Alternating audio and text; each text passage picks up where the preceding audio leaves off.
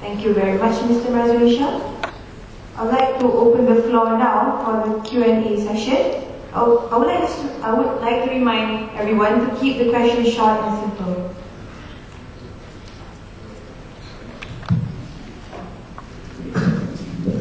Yeah, hi, good morning.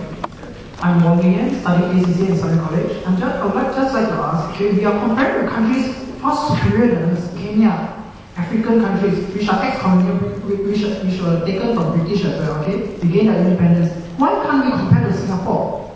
As in Singapore, you see that they gained independence actually later than us, as they were part of us. But yet, when facing global uncertainties, you see their Singapore dollar is far superior compared to us. While a long time ago, a few decades ago, we were on par. So what is this? We have the brains, they have the brains. Their international reserves are much more than us. I mean, relatively, few years, ours few months. So, can I know what will you do for all this to resolve all this? Thanks.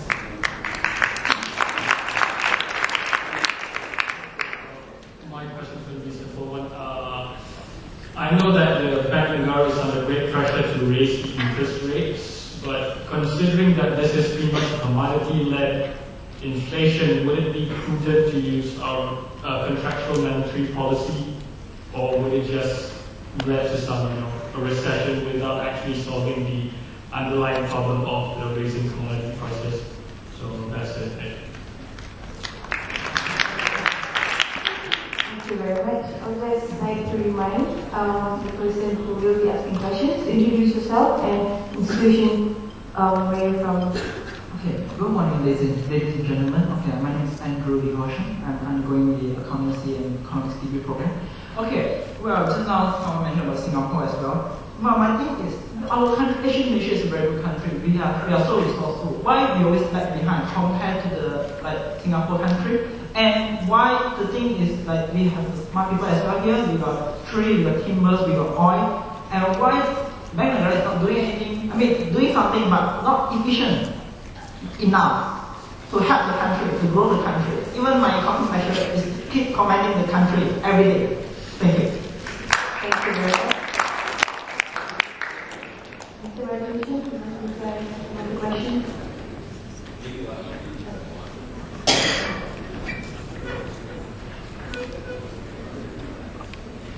Oh, yeah, a few more people lining up, so I'll be brief. And the fact is that let's look at the point that I will try to make is that the economic transformation and economic development is a continuous process. So we have to work together and bring the economy up. And the second point I would like to make is that it is easy to condemn. But at the same time, please be realistic that we have achieved a lot as well in the last 50 years. And coming from Cambridge, I'm totally aware of the fact that even when I was there, they are easy to say that, we need to address this, we need to abolish this, we need to do this and all that. But the point is, some of these issues need to be discussed, need to be addressed in the context of what the country is. So, the point, I guess, what I want to make is that we have to continuously, and we should keep our mind open and discuss this. There's nothing wrong with about discussing, about giving ideas. And at the end of the day, we have to act in the interest of the nation. There are competing interests in the nation. And let's touch on Singapore. I'm not denying that Singapore has achieved a lot. And for your information, we are continuously looking at Singapore. Not that we are ignoring it. For example, in Negara, we would like to promote one new sort of growth is Islamic finance. We are fully aware that Singapore also intends to be, or plans to be, a center of Islamic finance. And we are, within these four walls, is aware what's happening in Singapore. We have our intelligence, and we must be prepared. We must be aware that what we need to do to bring Islamic finance as a new source of growth to to develop Malaysia as a hub for Islamic finance. And this is an area where we strongly believe it will help Malaysia move up. And we are doing a lot of other things. We are not totally behind Singapore. If you look at in terms of shared sourcing, outsourcing, we are ranked number 3 after China and India. So we have to continuously make sure that we stay ahead in this game, if you can call it a game. It's becoming very challenging out there. So all of us must work together, and must work together in for this beloved nation, so that we continuously ensure that we generate high skill and therefore high reward jobs that will be to absorb to offer jobs for these people, for all of you and for the future generation. Let's touch on interest rate. Yes, inflation at the moment is cost push, and theoretically, if it's not demand pull, unless you are monetarist, you will disagree with me here. Then higher interest rate is not an appropriate policy to address cost push inflation. And in fact, if you read our monetary policy statement that was released a few days ago, that is basically more or less what we say, is that this inflation is being driven by high food and energy prices. Could we address that through inflation, through higher interest rate? Maybe not. Nevertheless, it is very important to keep a close eye to ensure that the second round effect of inflation, the second round effect of higher prices will not take place. For example, wages will not increase beyond the productivity level, to ensure that other prices will not simply increase, even though the cost of production is not increased significantly.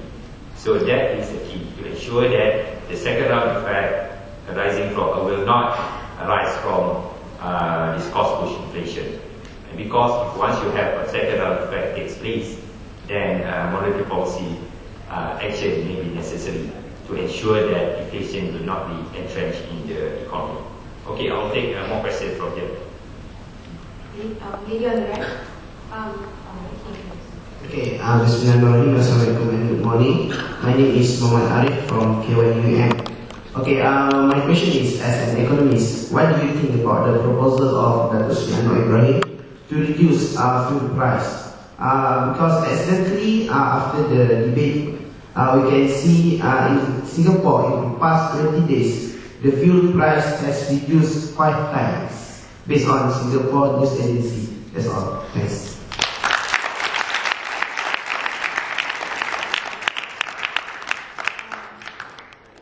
Good morning, Mr. Omar. My name is Suga and I study at ITM.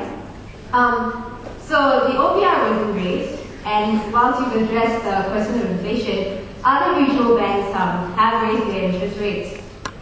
What is that this political interference, that this political pressure not to raise the rates, especially in such politically volatile times?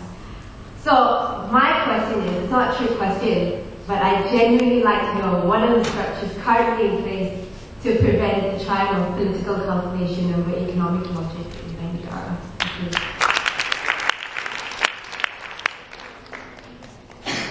Hi, good morning. My name is Saki Mitra. I just completed my SPM last year, and I'll be starting my international baccalaureate diploma in August, this month.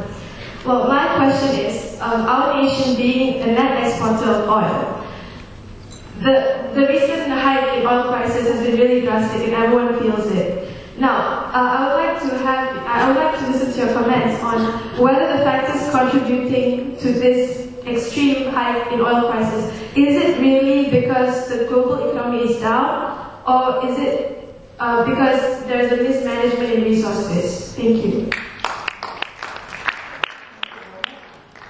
Okay, maybe I take the 3 questions. 2 are on fuel prices. Someone mentioned about the market price in Singapore has dropped, has been revised 3 times or 5 times in the last few days. We have to understand in a lot of countries, fuel prices, pump prices are basically determined by the market. If you go to Australia,